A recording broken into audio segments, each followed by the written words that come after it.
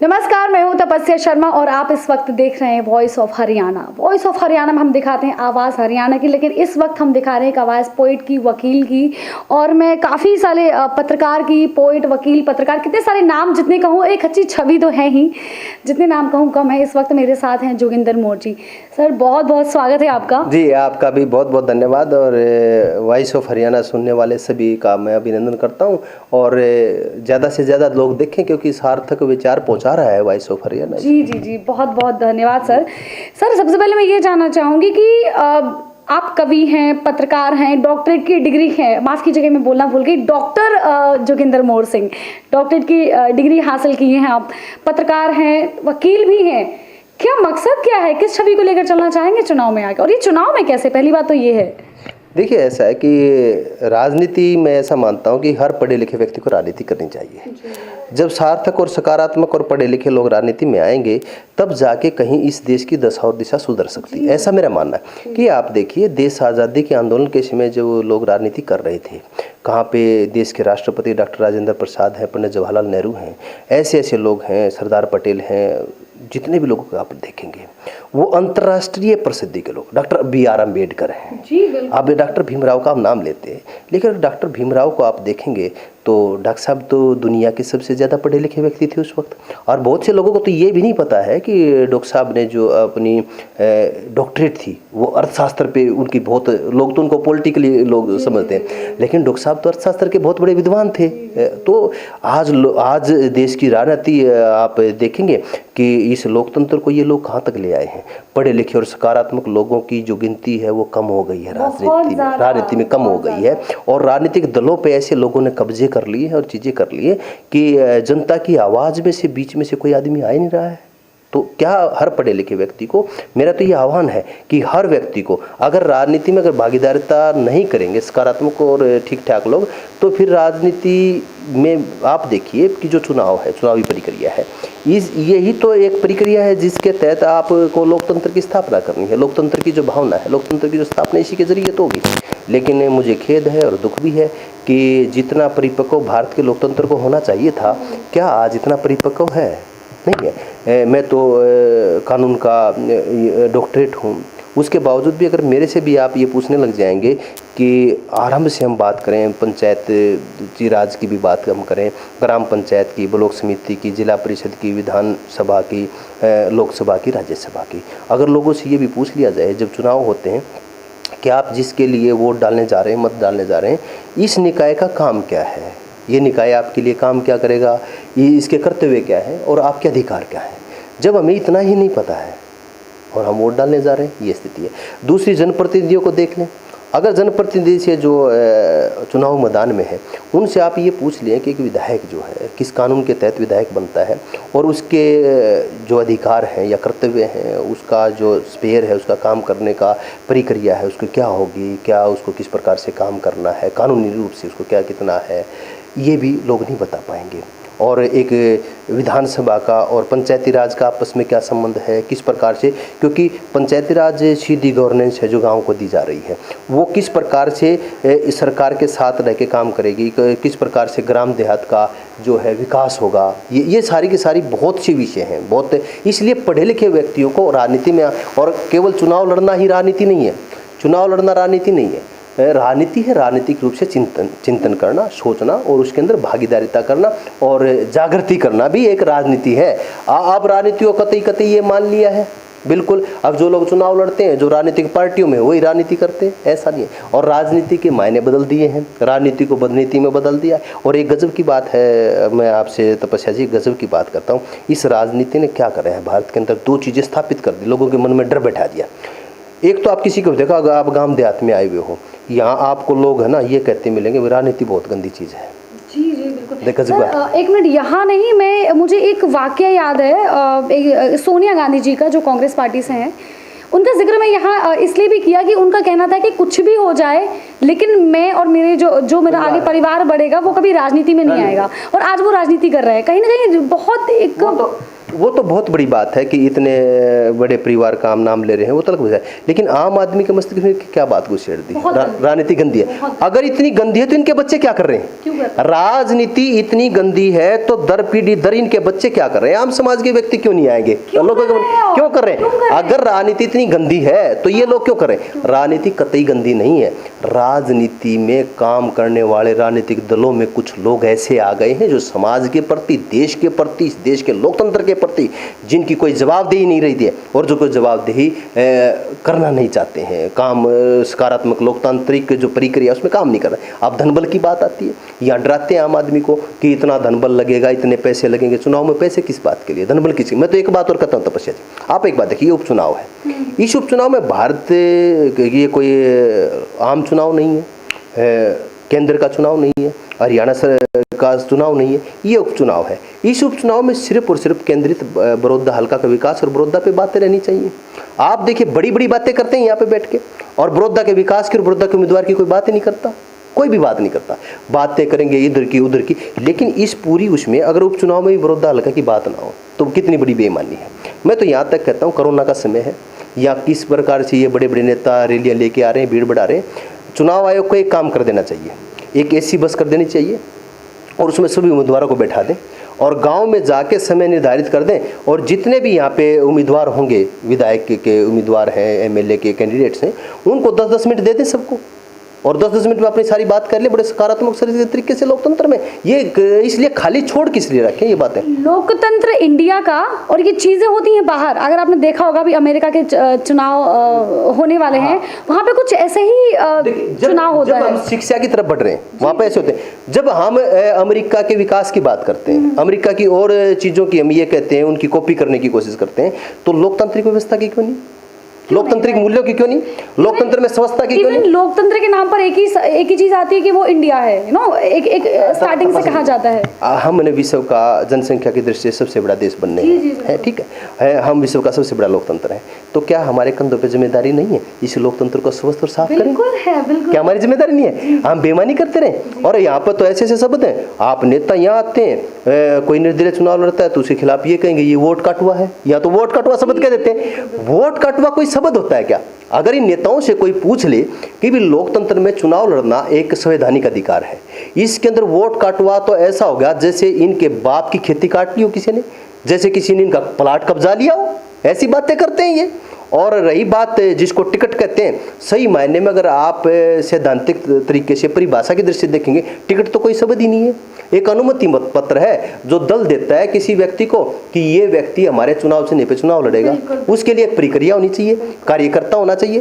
रातों रात पार्टी उधर से इधर बदलते हैं। आप को बड़ी जानकर आश्चर्य होगा, मैं कभी भी किसी राजनीतिक दल की आलोचना नहीं करता, व्यक्तियों की आलोचना करता हूँ। राजनीतिक दलों की आलोचना इसलिए नहीं करता कि हो सकता है कि मैं उस विचारधारा से इत्तेफाक रखूँ ना रखूँ, ये अलग विषय है। विचारधारा पे बात करेंगे तो बड़ी लंबी बहस हो सकती है, लेकिन आप देखेंगे जिन लोगों ने राजनीतिक दलों को आरंभ किया है, मूल विचार जिन्होंने दिया है, उनके मूल विचार बहुत अच्छे रहे हैं, कोई भी पार्टी। लेकिन आज अपने अपने राजनीतिक दल के मूल विचार के साथ कौन है? कोई भी नहीं। उनको राजनीतिक दलों की मूल विचारधारा का नहीं पता है। नेताओं की परिक्रमा करते हैं, नेताओं की परिक्रमा करते हैं, और वो राजनीतिक दलों के प्रति वफादार नहीं है, अपने उस नेता के प्रति वफादार हैं। गुटबाजी है, राजनीति में कार्यकर्ता मरा हुआ है। सारी की सारी पार्टियों में कार्यकर्ताओं की हालत देखो। अगर उन पार्टियों में कब्जा आप देखेंगे, उस नेता के साथ उसके साथ रहे हुए लोगों के कब्जे हो गए हैं। ये आप देखो, राजनीतिक दलों में संगठन नाम की चीज नहीं दिखाई देगी आपको, संगठन हाशिए पे।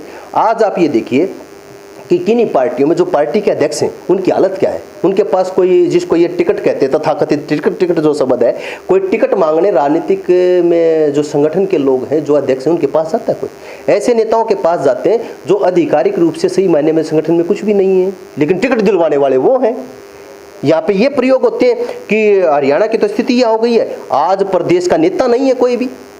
यहाँ तो जिलों के नेता हैं, कोई 3 जिलों का नेता है, कोई 2 जिलों का नेता है। अक्षेत्रवाद की बात करते हैं, जातिवाद की बात करते हैं। बड़ौदा हल्का तो गजब का हल्का है, बहुत गजब का विधानसभा क्षेत्र। आप देखेंगे कि हमारे जाटों में 70 से ज़्यादा गोत्र हैं, इसमें सभी जातियां हैं, बड़ा भाईचारे का हो रहा है। उसके बाद भी जातीय जहर घोलने की बात करते हैं। आज भी ये कहते हैं कि वो पार्टी उसको टिकट दे देगी, जाति समीकरण दे के, गोत्र समीकरण दे के, तरह तरह की बातें होती हैं। और मुझे तो इसलिए आना पड़ा कि एक पढ़ा लिखा व्यक्ति मेरे को जो भी मिला है वो समाज से तो मिला है, और मैं समाज को वापस कैसे कर पाऊंगा? समाज को मैं वापस विचार के माध्यम से तो कर पाऊंगा।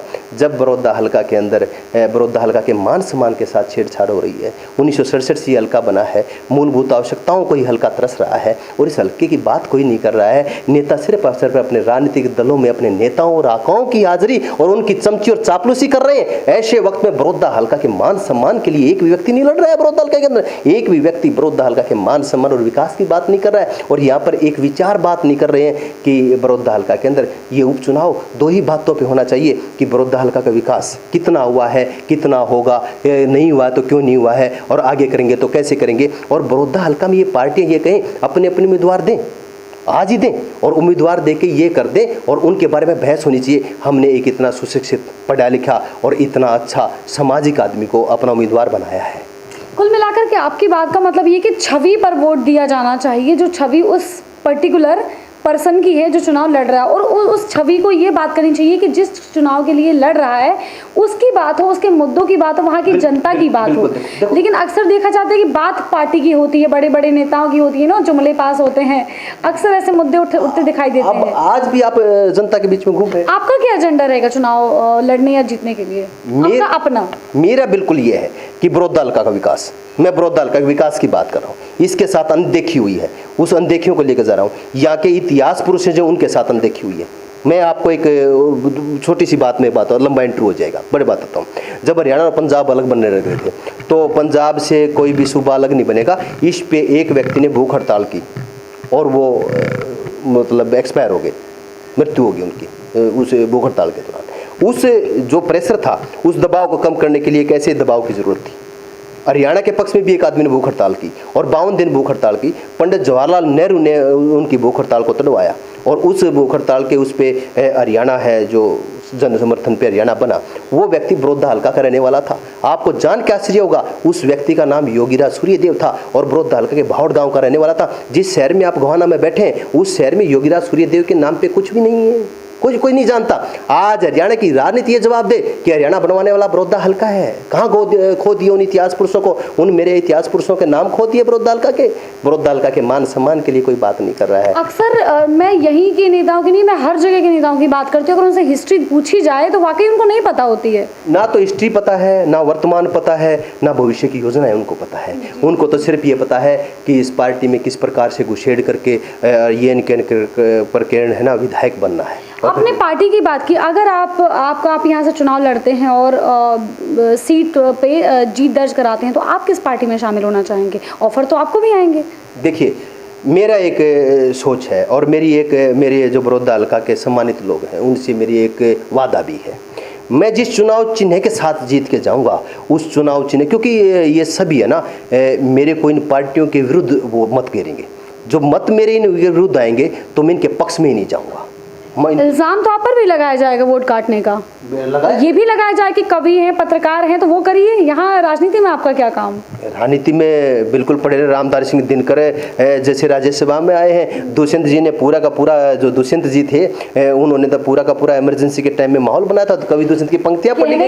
कहने का मतलब ये है कि अगर कुछ पढ़े लिखे कुछ कार्यकर्ता अगर पार्टी से आ जाए, कुछ नेता आ जाए, तो शायद इस देश की जो अर्थव्यवस्था है, यूं कहें कि जो राजनीति है उसकी कुछ हालत राजनीति जैसी नहीं रह जाएगी, कम से कम कुछ हद तक सुधर जाएगी। क्यों नहीं? जब हम चाणक्य की बात करते हैं तो चाणक्य ने इस देश को एकजुट किया था। राजनीति की बात है तो चाणक्य की बात कीजिए ना आप, जिसने देश और राष्ट्र धर्म के लिए बात की है, जिन्होंने ये कहा कि दिए पे प्रयोग कर रहे थे दिए पे, और जब जाते हैं शैल्य कुछ उनसे मिलने तो उस दिए को बुझा देते हैं, दूसरे दिए को लगा लेते हैं। तो वो पूछते हैं कि महाराज पहले तो ये बताओ कि इस दिए को बुझा क्यों दिया? बिला जी, जब आप आए, जब मैं है ना राष्ट्र का काम कर रहा था, उसमें राष्ट्र का तेल डला हुआ था, ठीक है, और अब आपकी मेरी व्यक्तिगत मंत्रणा होगी, इसलिए जो दीवा जल रहा है ये मेरा व्यक्तिगत है। राजनीति तो यहाँ कहती है, ये राजनीति में झूठ और ठगी ठोरी और ये भ्रष्टाचार कहाँ से आ गया? ये तो झूठ की राजनीति हो गई है। जहाँ राजनीति आती है वहाँ झूठ ही आ जाता है। तो मैं आपको सच में बहुत बहुत धन्यवाद कहूँगी, आपने ये टाइम निकाला। धन्यवाद। कहीं ना कहीं ये देखो, ये एक एक्सपेक्टेड था ये ऐसा कुछ इंटरव्यू होना। उसका रीज़न ये है कि आप एक अच्छे वक्ता हैं, अच्छे विचार हैं, आपके वकील हैं, पत्रकार हैं, तो कहीं ना कहीं मात देना तो चलो शय मात तो ये चलता रहेगा। एक अच्छे वकील भी हैं, तो कहीं ना कहीं ये सबका जो गठबंधन है, ये राजनीति में उतरने के बाद छोटे से शब्दों में आप बताइए, जो गठबंधन उतरा है ये कवि का, पत्रकार का, वकील का, डॉक्टरेट की डिग्री का, क्या लगता है जनता आपको वोट क्यों करे? जनता इसलिए वोट करे कि पढ़ा लिखा तो हूँ मैं, मुझे पता है कानून कैसे बनते हैं, और जनप्रतिनिधि अपने उसके लिए जो है कानून बनवाने में काम करता है। उसको पता होना चाहिए कि जनता के जो सही मायने में कैसे कानून बनने चाहिए और विकास कैसे होगा। मैं अपनी विधानसभा में सजग भी हूँ और मजबूत भी हूँ आवाज़ उठाने के लिए, और मैं अपनी विधानसभा के लिए विधानसभा में आवाज़ उठाऊँगा। और किसी भी सरकार की ये हिम्मत नहीं है कि मेरी आवाज़ को अनदेखी करके मेरे हल्के के साथ किसी प्रकार का भेदभाव होगा। इसलिए मैं सजग भी हूँ और मजबूत भी हूँ, पढ़ा लिखा हूँ और सजग हूँ, और मेरी बिल्कुल साफ छवि है। मेरी छवि के अंदर किसी भी प्रकार का आज कोई भी आक्षेप मेरे ऊपर नहीं है। इसलिए मैं जनता से अपील करता हूँ, मुझे चुनो, और मैं जो जनता मुझे आदेशित करके भेजेगी उस आदेश के साथ इस विरोध हल्का की लड़ाई लड़ूंगा। बहुत बहुत धन्यवाद। मैं क्या बोलूँ जोगेंद्र जी, आपका डॉक्टर जोगेंद्र मोर जी। तो शब्द मेरे भी शायद कुछ, अगर मैं यहाँ कुछ बोलती हूँ तो शायद वो फीके पड़ जाएंगे या कम पड़ जाएंगे, तो मैं कुछ बिना बोले ही एक विराम देना चाहूँगी इस इंटरव्यू को। बहुत बहुत धन्यवाद जोगेंद्र मोर जी का। एक अच्छे कवि हैं, एक अच्छे पत्रकार हैं, वकील के साथ साथ डॉक्टरेट की डिग्री भी हासिल है। तो कहीं ना कहीं अगर राजनीति में आप ऐसे व्यक्तियों को चुनते हैं तो चेंज तो आना एक जाहिर हो जाता है। तो इसी के साथ आप देखते रहिए वॉइस ऑफ हरियाणा। नमस्कार।